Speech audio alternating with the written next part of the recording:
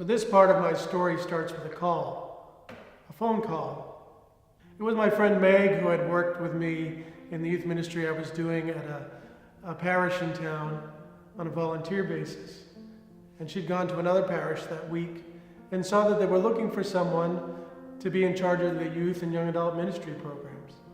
And she said, "I immediately thought of you." And I wasn't really looking for something like that at the time. In fact, I was already looking into the possibility of a job going to teach English in Japan for a year. And so at first I wasn't interested. But then it kind of grabbed at me and I thought, there may be something there. There's a need and a need I can fill, and Meg recognized something in me. So I decided then to apply for both jobs. And when I got both jobs, I had a decision to make. It's funny that the man who had interviewed me for the job in Japan, which truthfully is probably the job I was more attracted to, had the impression that I would probably take the other job. He was a priest. And I was left with a decision, so I had to decide how I was going to go about making this decision. And I had one of those moments where I thought, why don't you just ask God what He wants you to do?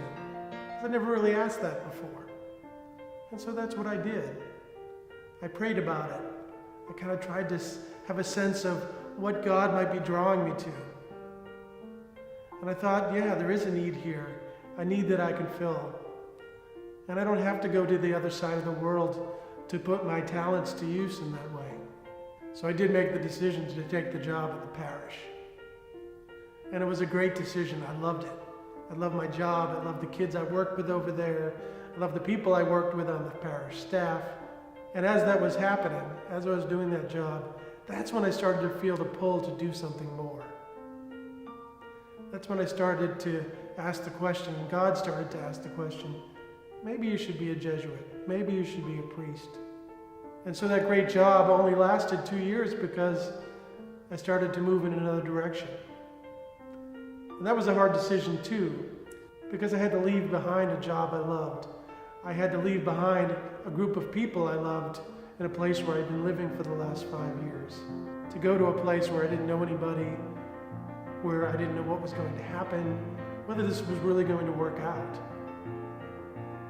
But that's the risk I had to take to follow that call that I felt God was bringing to me because I had made this previous decision to take this job. And it worked out pretty great.